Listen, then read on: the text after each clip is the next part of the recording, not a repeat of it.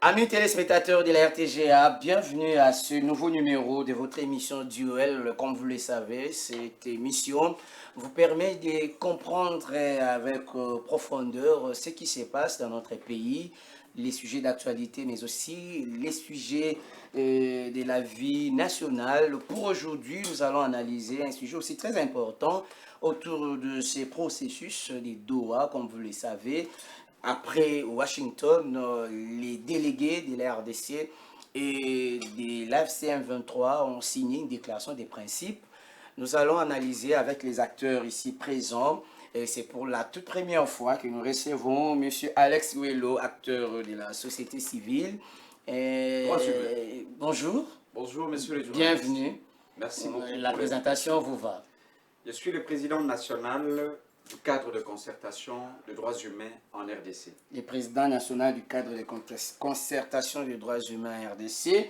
De l'autre côté, nous avons M. Lerbi Ikina, lui il est chercheur à l'Université de Kinshasa, mais aussi cadre de l'Union congolaise UCO en sigle. Bienvenue à vous. Merci, monsieur le journaliste. Et c'est la République qui gagne, comme nous ne cessons de le dire. Alors c'est parti pour ce numéro duel. Je l'ai dit, la RDC, le gouvernement et les délégués de la FCM 23 ont signé dernièrement, le 19 juillet dernier, la déclaration des principes. Monsieur Alex Ouello, lorsque vous avez appris cette nouvelle, vous vous dites que c'est parti pour la paix à l'est de la RDC. Bon, nous réaffirmons notre engagement et notre détermination à voir la paix, qui est une valeur universelle, parmi lesquelles les Nations Unies ont comme mission d'installer dans les États à conflit sur l'étendue de la terre. Mais cependant, nous avons formulé de les négociations de Washington que rien ne peut se faire sans tenir compte de l'aspect justice, de l'aspect réparation. Et donc, ici, ce parti pour des négociations en fait de stopper les hostilités, en fait de stopper tout ce qui constitue l'ensemble des graves violations de droit à la vie que subit la population du Kivu. Mais nous restons exigeants quant à ce qui concerne nos préalables. Très bien. Monsieur Lerbi Ikina, je vous ai présenté ici comme chercheur, mais aussi cadre de l'Union congolaise, le parti cher au vice-premier ministre en charge de l'économie, Daniel Mukoko Samba. Lorsque vous avez appris cette nouvelle, la reprise des Doha jusqu'à la signature de la déclaration des principes, vous avez dit que c'est une bonne nouvelle pour la République. Après avoir appris cette nouvelle de la déclaration de principe, c'était un sentiment de joie parce que c'est une avancée très significative pour la restauration de la paix dans notre pays. Après la signature de l'accord du 27 juin de cette année, sous la vision et le leadership de son Excellence Félix-Antoine Tshisekedi Tshilombo, nous avons vu que ces aspirations, petit à petit, le peuple congolais est en train de retrouver l'espérance, l'espoir jadis perdu. Parce qu'après plus de 3 décennies de guerre, cette déclaration de principe ouvre la porte pour l'instauration de la paix dans notre pays. Quand bien même nous disons que cette déclaration va donner un accord de paix pour donner... Attendu déjà d'ici le 18 août. Oui, effectivement, parce que même cette déclaration de principe s'aligne premièrement sur notre Constitution, comme on a précisé dans le premier point de cette déclaration de principe, et s'aligne aussi sur les chartes des Nations Unies.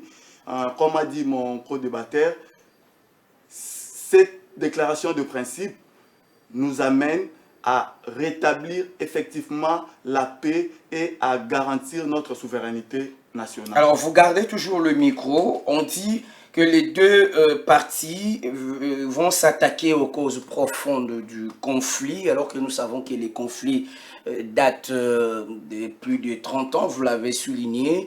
Qu'est-ce que ça veut dire exactement? Oui. S'attaquer aux causes profondes. Aux causes profondes parce qu'il y a ce qu'on doit mettre dans notre tête. Cette guerre ou cette déclaration de principe, il y a trois aspects qu'on ne peut pas oublier.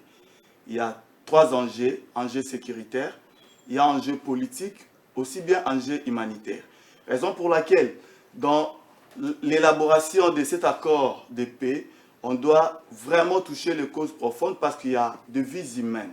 Il y a des vies humaines qui sont en train d'être décimées plus de 3 décennies. Raison pour laquelle on doit vraiment entrer en profondeur pour disséquer sur le plan sécuritaire quels sont les mécanismes que l'État doit mettre en place. Sur le plan politique, oui, il y a l'autorité de l'État qui doit se rétablir dans ces zones en conflit ou récupérées provisoirement par la coalition AFC M23. Et sur le plan humanitaire, il y a les déplacés de guerre, il y a des réfugiés, il y a des gens qui ont abandonné, qui ont laissé leur maison.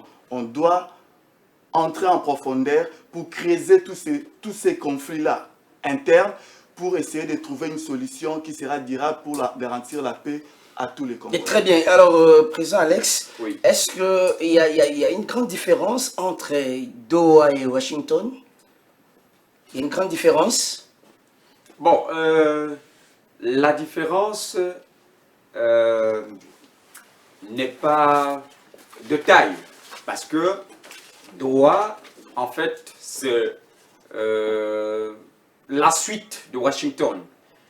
Parce que quand on voit l'État du Qatar et Washington, les États-Unis, ils forment tous le même bloc. Donc, il n'y a pas assez de différences, sauf que il n'y a pas assez de différences comme je l'ai dit On peut que considérer Washington pour les étrangers et que Doha c'est pour les nationaux. bon, tous ces deux processus ont une visée économique. Ça, il faudrait qu'on le dise. Parce que, Mais aussi sécuritaire. oui, je suis en train de réaliser que nous sommes en train d'aller vers un aspect économique plutôt que la guérilla.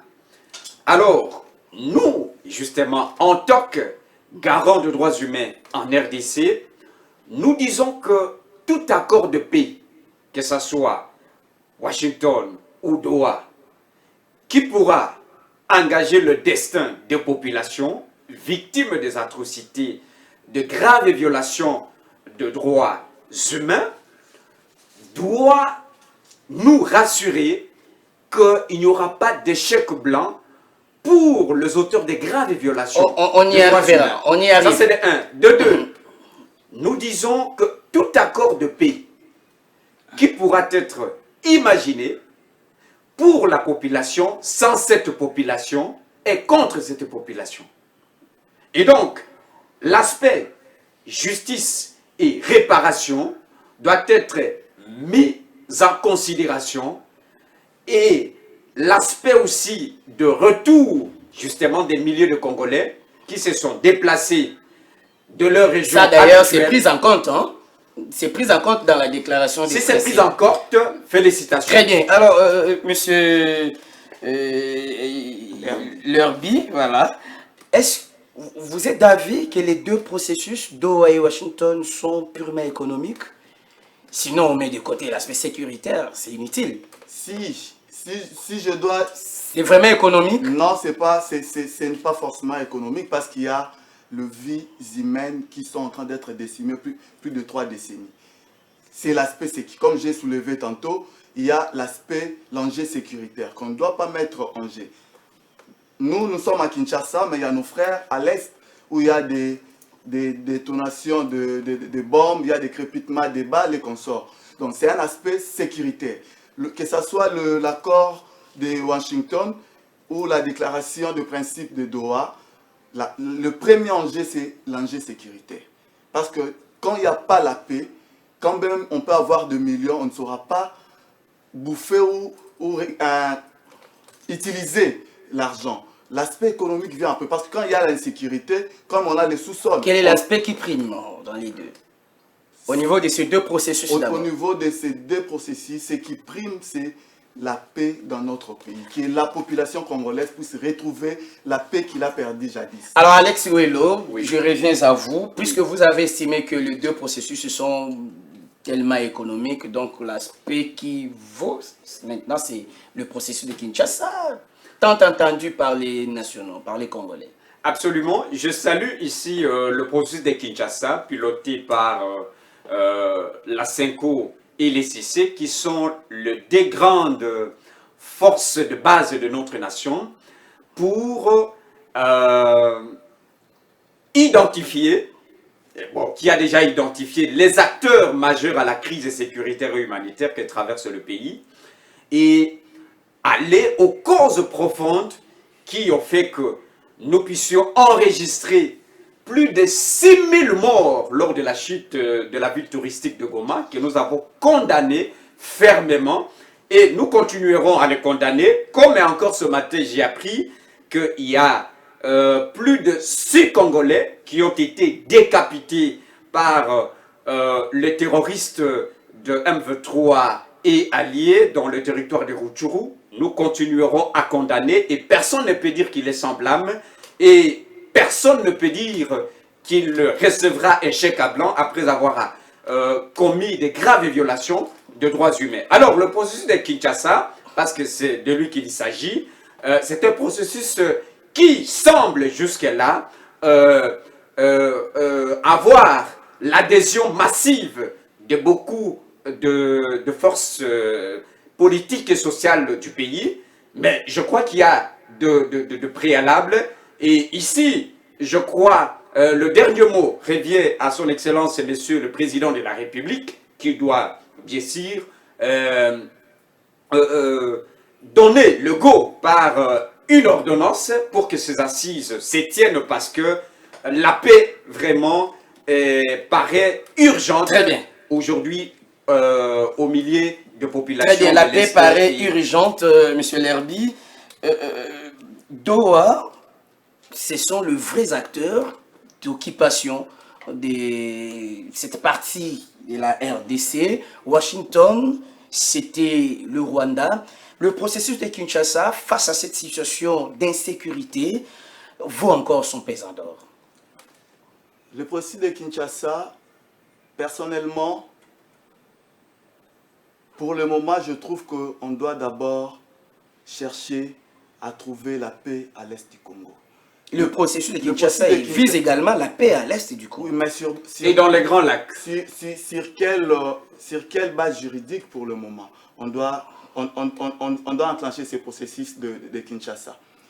Pour le moment, nous sommes focalisés sur l'accord de Washington qui résout les problèmes entre notre voisin qui est le Rwanda, aussi bien dans la sous-région des Grands Lacs, aussi la déclaration de principe de Doha qui va aboutir dans un délai bref d'un accord de paix.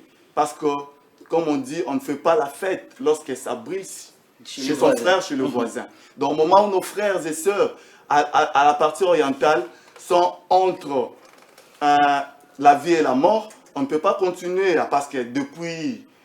Avant même l'indépendance du Congo, on a connu autant de réunions, autant de conférences, autant de dialogues. Qu'est-ce que cela nous a donné? Mais aujourd'hui, moi je ne suis pas pour ces processus-là de Kinshasa à l'immédiat. Pour le moment, c'est d'abord la paix, la sécurité à l'est de notre pays. Un mot? Un mot, je dis à mon co-débatteur que... Avant de poursuivre, oui. Le processus de Kinshasa, ici, est soutenu du point de vue de la loi, comme vous l'avez dit, par la dernière résolution du Conseil de sécurité des Nations Unies, 2773, qui parle justement de la dimension interne de la crise au pays. Alors nous ne sommes pas contre le processus de Washington ou de Doha, mais tout ce que nous disons ici en tant que rapporteur spécial sur le droit de l'homme au Congo-Kinshasa, c'est que ce soit Washington ou Doha, nous exigeons, et c'est sans négociation, que la solution, elle a déjà été trouvée. Comment? Au niveau de l'organe suprême qui décide sur tous les États du monde, c'est-à-dire les Nations Unies. La dernière résolution du Conseil de sécurité des Nations Unies, à laquelle j'ai appelé l'Assemblée nationale et le Sénat à exercer une pression sur le gouvernement pour que le soit vulgarisé, mais aussi, oui, le gouvernement, bien sûr, par le truchement de son Excellence, Madame la Ministre des Affaires étrangères, pour que la résolution du Conseil de sécurité des Nations Unies s'impose comme force de loi à toutes les parties prenantes, et on n'en serait pas aujourd'hui sur Washington ou Doha. Et donc, la dimension interne ici, à Kinshasa, est soutenue par la dernière résolution du Conseil de sécurité des Nations Unies, même, je crois, le processus de l'Union africaine, et je ne vois pas le mal, parce que tout ceci, c'est pour pacifier le pays. Très bien. Pour pacifier le pays, vous êtes d'accord au moins? Oui. En fait, comme je dis, que ce soit le processus de Washington ou de Doha, nulle part on encourage l'impunité, nulle part on applaudit les crimes, les atrocités qui sont réalisées à l'est de notre pays. Donc les rebelles ne sont pas lavés?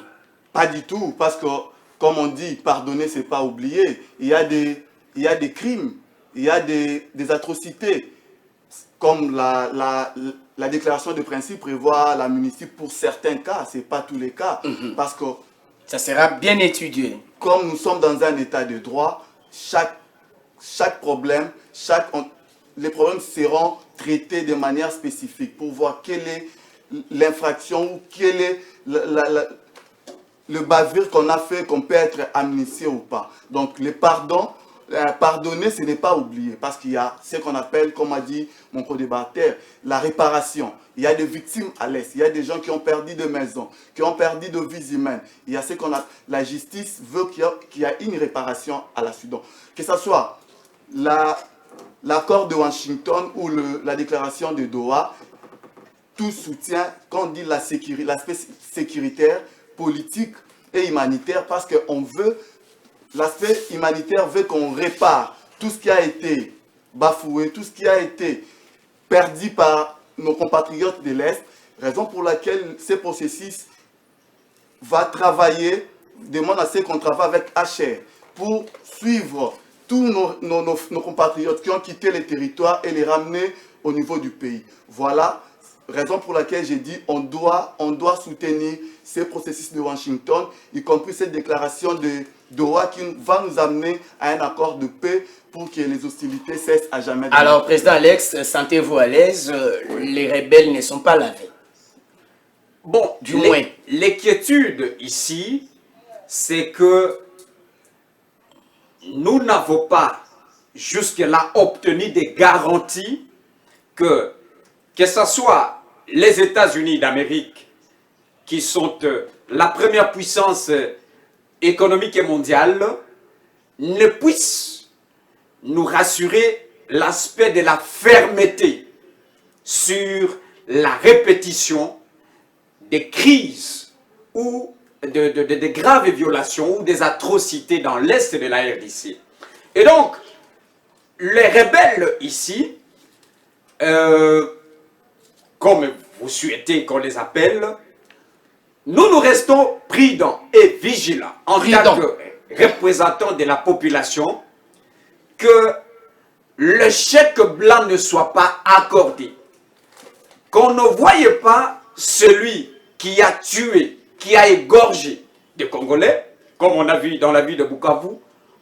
On a assisté à des exécutions sommaires. Ces crimes sont des graves violations de droits humains et qui ne resteront pas impunis. C'est pourquoi nous continuerons à exiger justice et réparation. Très bien. Alors, Monsieur Lerby, apparemment, il n'y a pas de dispositions contraignantes au cas où l'une ou l'autre partie ne respecterait pas l'accord. Est-ce qu'on va le signer de bonne foi? À ce stade, on n'a pas encore cet accord. Donc ça, ce n'est qu'une déclaration de principe. Dans la Et on devait déclaration, sentir aussi le septième point, cet aspect contraignant. dans le 7e point, il y a des grandes lignes qu'on a détaillées dans l'élaboration de ces projets d'accord de paix qu'on aura avec la coalition AFC M23.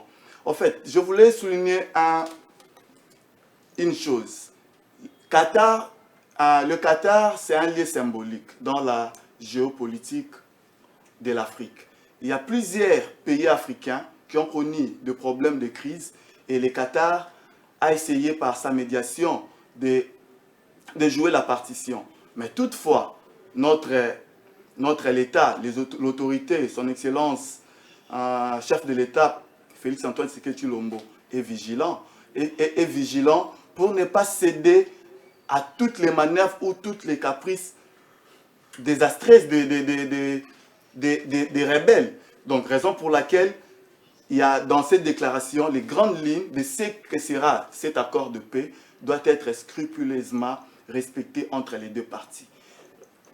Comme a dit mon co-débatteur, que ce soit l'accord de Washington, que ce soit cette déclaration, ça ligne derrière les résolutions de 2773 du Conseil de sécurité des Nations Unies. Donc pour dire que c'est l'aspect qu'il ne sera pas contraint, on doit attendre l'accord. Quand l'accord sera signé, on va retourner ici pour débattre s'il y a des zones d'ombre ou il n'y aura pas de zones d'ombre. Mais je vous rassure, dans la manière dont la chose est en train d'être réalisée, cet accord sera bénéfique pour rétablir, restaurer la paix et réparer tout ce qui a été commis comme crime. Vous l'avez su. Donc c'est déjà ça, c'est un acquis.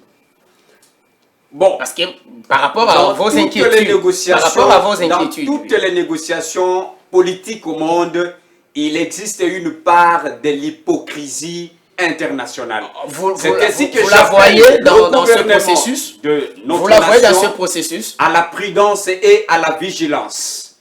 Dans toutes les négociations au monde, il y a l'hypocrisie de la communauté internationale. C'est pourquoi je reviens à la mise en œuvre totale et globale de la dernière résolution du Conseil de sécurité des Nations Unies qui a résolu le problème de M23 et AFC. Attendez un peu, Président Alex Ouello. Oui. Vous pensez que Doha est à l'encontre de cette résolution 2773?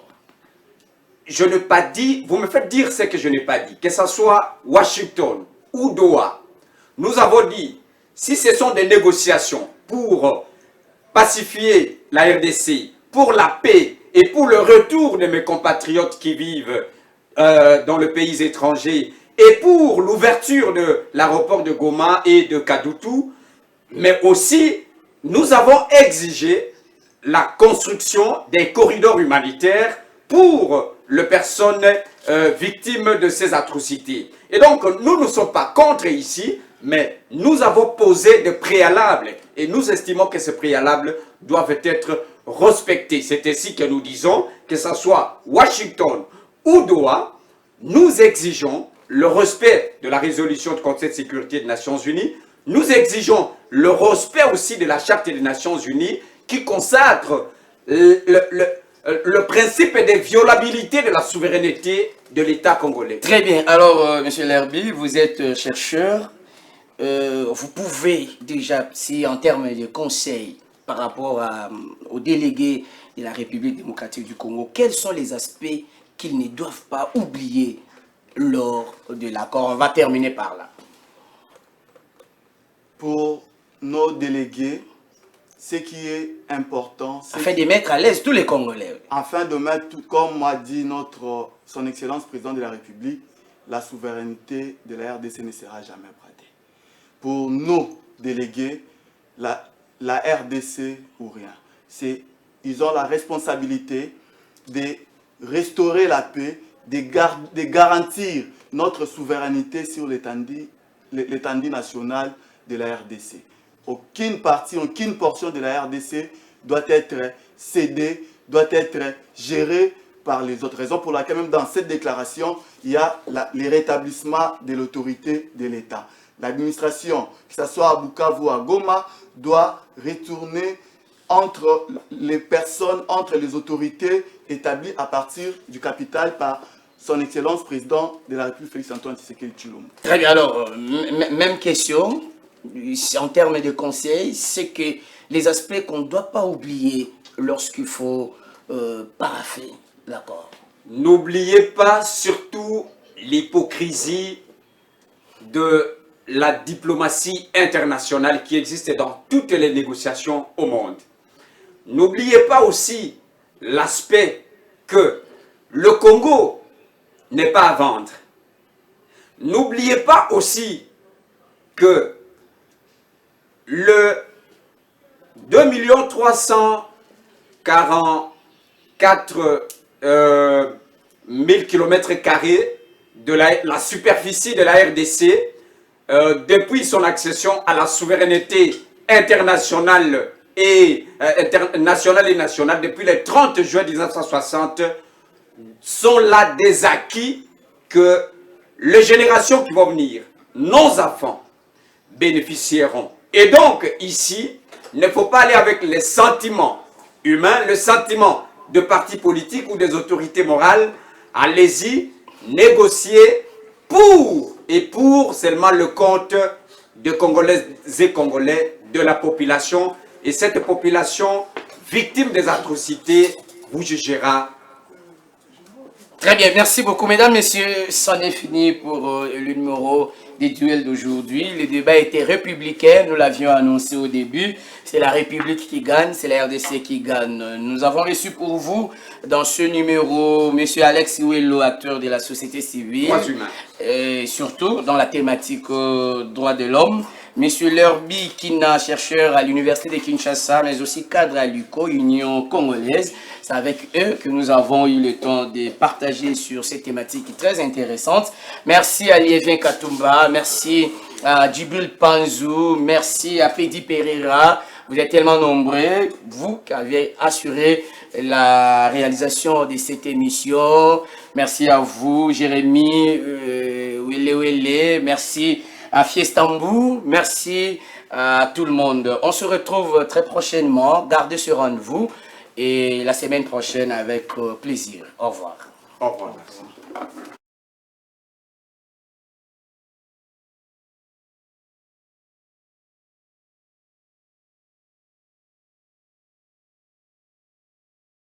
Mieux qu'une chaîne, un monde. RTGR, mieux qu'une chaîne, un monde.